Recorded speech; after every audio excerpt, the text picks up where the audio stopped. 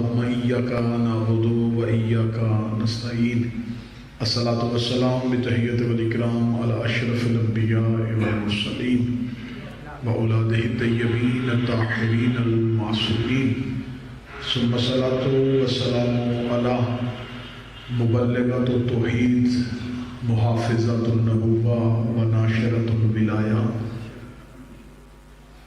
سر بین الکاف والنون عقیلہ بنی ہاشم السیدہ زینب سلام اللہ علیہا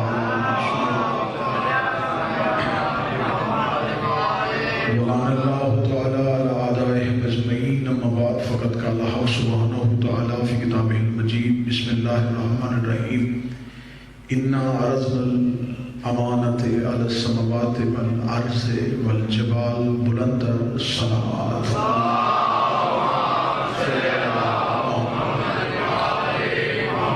دعائے مالکہ کونین شہزادی کونین کے ذکر میں آئے ہوئے ہر ایک صاحب عزت کی عزت کو محفوظ فرمائے یہ صفی اعظم بچھانے والے شرکت کرنے والے تمام کی توفیقات خیر میں نافذ فرمائے ہمارا شمار سیدہ کے طرفداروں میں امیر المومنین کے پیروکاروں میں اور مولا حسین کے غداروں میں فرمائے موت کی ہچکی ہو زبان پہ ورد حکیم ولی اللہ جاری فرمائے قبر کی پہلی رات ہو زیارت امیر نصیب فرمائے قیامت کی صبح ہو شفاعت شفیع نصیب فرمائے وارث کے ظہور میں تاجیل فرمائے دعائیں قبولیت تک پہنچائے سہارا درود کرنے بلند آواز سے صلوات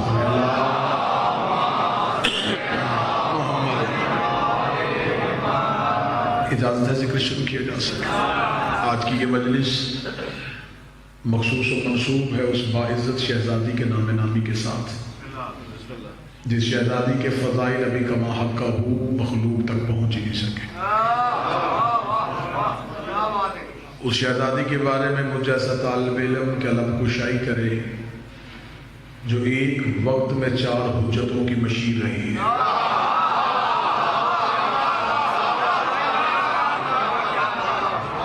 محافظہ ولایت امیر المومنین ہے اور ناشرہ ولایت امیر المومنین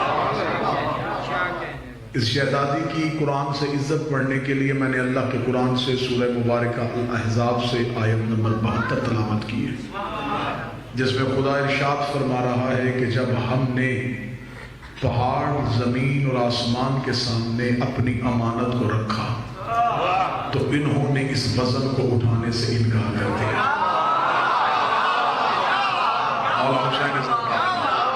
اِنَّا عَرَضْنَا الْإِمَانَةِ بے شک جب رکھ دی گئی تحقیق ہم نے جب آسمانوں پہاڑ اور زمینوں کے سامنے اپنی ایک امانت کو رکھا تو انہوں نے وزن اٹھانے سے انکار کر دیا وَأَنْ يَحْمِلْنَهَا انہوں نے کہا ہم نہیں اٹھا سکتے وَيَشْفَقْنَ مِنْهَا تاکہ کہیں ہم ریزہ ریزہ نہ ہو جائیں ہم سے یہ وزن اٹھایا نہیں جائے گا خدا نے پہاڑوں کے سامنے اپنی امانت کو پیش کیا تو پہاڑ اپنی بلند قامت اور استقامت کے باوجود اس وزن کو اٹھانے سے انکاری ہو خدا نے یہ امانت آسمانوں کے سامنے پیش کی جو بغیر ستون کے ٹھہرے ہوئے تھے انہوں نے بھی اس وزن کو اٹھانے سے انکار کر دیا جب زمینوں کے سامنے پیش کی جس نے کائنات کے ہر وزن کو اٹھایا ہوا تھا اس نے اللہ کی اس امانت کے وزن کو اٹھانے سے انکار کر دیا جب اس آیت کی تفسیر میں صاحبان قرآن سے رجوع کیا گیا اور وارثان قرآن کی بارگاہ میں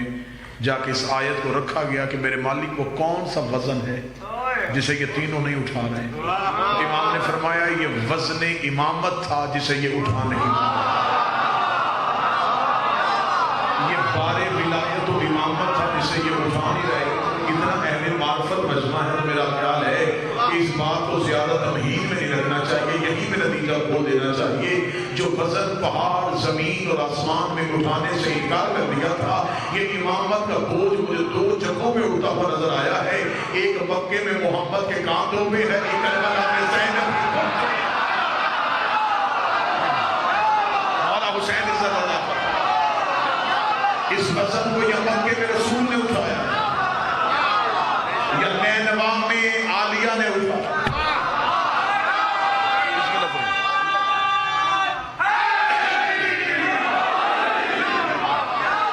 بہت سے راز ایسے ہیں جو وہ ابھی تک کھلے ہی، جسے ہم کہانی سمجھ کے دہرائے جا رہے ہیں اور اس پہ کوئی بھی رکنے کو تیار نہیں۔ یہ جو سیدان کربلا میں سید الساجدین کو اٹھایا ہے، اس میں آپ نے کیا سمجھا کہ سجاد بیمار تھے، چل نہیں سکتے تھے، تو جو شام غریبہ نہیں چلے وہ شام کے بازار میں کیسے چل رہے ہیں؟ یہ وزن امامت تھا، یہ بار ولایت تھا، جسے اٹھانے کے لیے بھی کسی حجت کا ہونا ضروری تھا۔ آپ کیا سمجھتے ہیں کہ صرف علی کی بیٹی کا نام زینب ہے؟ حسین نے شب عاشور زینب کے ساتھ تنہائی میں خیمے میں جا کے اسرار امامت زینب کے حوالے کر دی ہے۔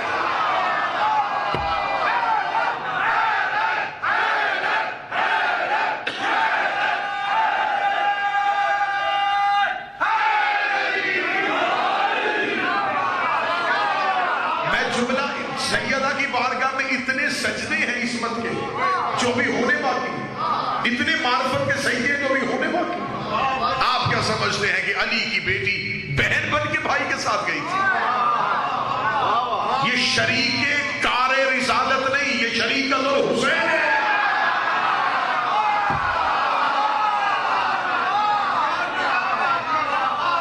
اسے اللہ نے حجت کی ٹیک بنا کے بھیجا تھا۔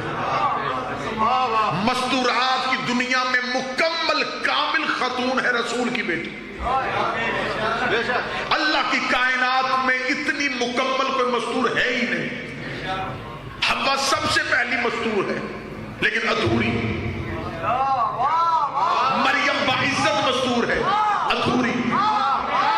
سارا و آسیہ عزت والی ہے، ادھوری۔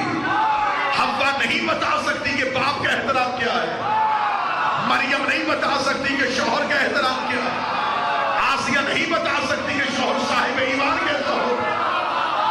سیدہ کے پاس ایسی فضیلت ہے کہ سیدہ کے پاس کوئی بھی کوئی شخص خالی نہیں ہے۔ باپ نبیوں کا سردار ہے، شوہر ولیوں کا سردار ہے، بیٹے جنت کے سردار ہے، لیکن میں نے پڑھنی ہے یہاں پہ فضیلت عالیہ، تو فضیلت عالیہ کے لیے میں جملہ کہوں، اتنی کامل خاتون ہونے کے باوجود پھر بھی زینب ثانیہ زہرا بن گئی، پھر بھی زینب ثانیہ زہرا بن گئی، لیکن اللہ جانے کتنی مکمل تھی علی کی بیٹی کہ آج تک کوئی ثانیہ زینب نہیں۔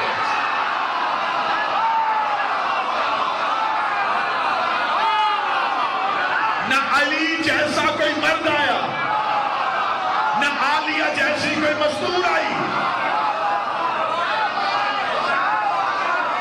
کبھی اس انداز میں عالیہ کو سنو، بہن بھائی کے ساتھ نہیں جا رہی، شریکت الحسین جا رہی ہے۔ ہمیں سیدہ کی کیونکہ مکمل زندگی ہمیں تواریخ میں مصائب ہی مصائب ملتے ہیں، تو مصائب میں سے ایسے سیدہ کے فضائل نکلے۔ آپ کیا سمجھتے ہیں کہ علی کی بیٹی بہن بن کے گئی تھی؟ شب عاشور حسین نے چند لمحے تنہائی کے گزارے ہیں علی کی بیٹی کے ساتھ، اسرار امامت عالیہ کے حوالے کیا۔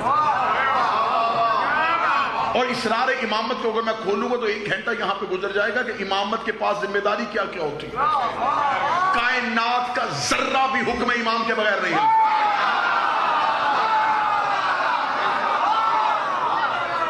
حسین نے وہ کائنات کا، دنیا کا نہیں،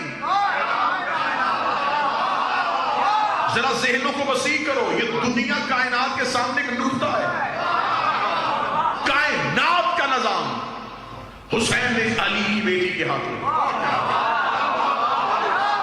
یہی وجہ تھے کہ سجاد زینب سے پوچھ کے چلتے تھے۔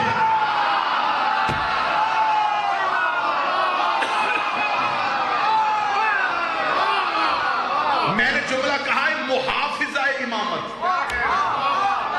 محافظہ امامت۔ میں علی کی بیٹی کے لیے کبھی لفظ یہ استعمال نہیں کرتا کہ بہادر، نہیں، بہادری مردانگی کا زیور۔ علی کی بیٹی شجاع ہے۔ آپ کے ذہن میں ہے کہ یہ لفظ ایک ہے، لفظ 2 ہے، معنی ایک ہے، نہیں، بہادری اور ہے، شجاعت اور ہے۔ خطروں سے کھیلنا اسے بہادری کہتے ہیں، خطروں کو پچھاڑنا اسے شجاعت۔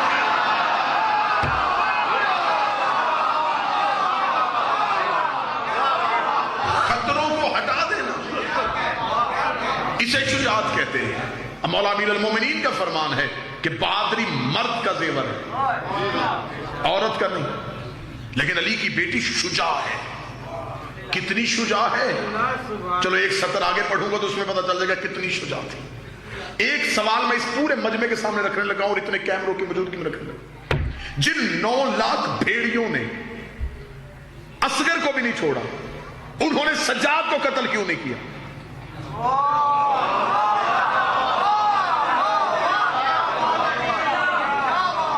کیا وہ ضرورت حجت کو نہیں سمجھ رہے تھے؟ انہیں پتہ نہیں تھا کہ حسین کے بعد یہ امام ہے؟ 2 ہستیاں سجاد اور باقر یہ موجود کیوں رہی؟ آپ کیا سمجھتے ہیں کہ کربلا میں ہر ایک کے پاس جذبہ تھا؟ تو کیا یہ 9 لاکھ بھیڑیے جو اصغر تک پہنچ گئے یہ سجاد تک کیوں نہیں پہنچے؟ سجاد بھی اللہ کی حجت، باقر بھی اللہ کی حجت. اللہ نے کربلا میں دونوں حجت زینب کی امانت میں رکھوا دی.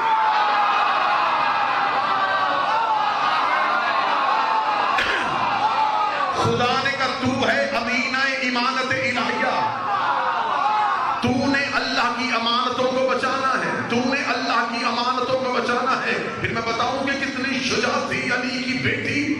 جب مدینے میں مولا امیر المومنین کے ہاتھوں اور گلے میں رسی باندھی گئی تھی تو شہزادی زہرا نے کہا تھا علی کی رسیاں کھولو ورنہ میں بددعا کرنے لگی ہوں. بددعا کا لفظ آیا تھا اور مدینے مسجد نبوی کی دیواریں اٹھنی شروع ہو گئی تھی اور انہوں نے علی کے ہاتھوں سے رسیاں کھول دی تھی. زینب نے شام غریبہ کہا اگر کوئی آنکھ بھی سجاد کی طرف اٹھی میں بددعا نہیں کروں گی، میں قیامت برپا کر دوں گی.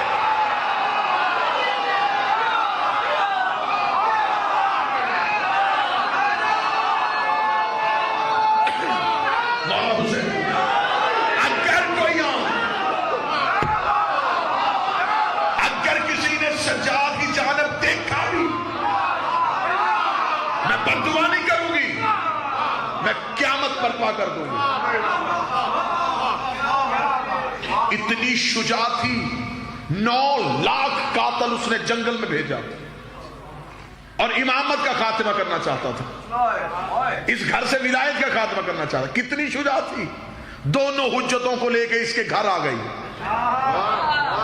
اور آ کر کی جرت ہے تو حملہ کر.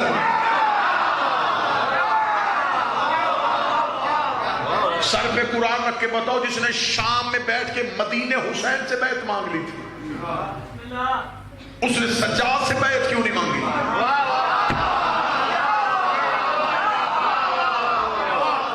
نبی کا شہر میں قتل ہوا چھپ گیا،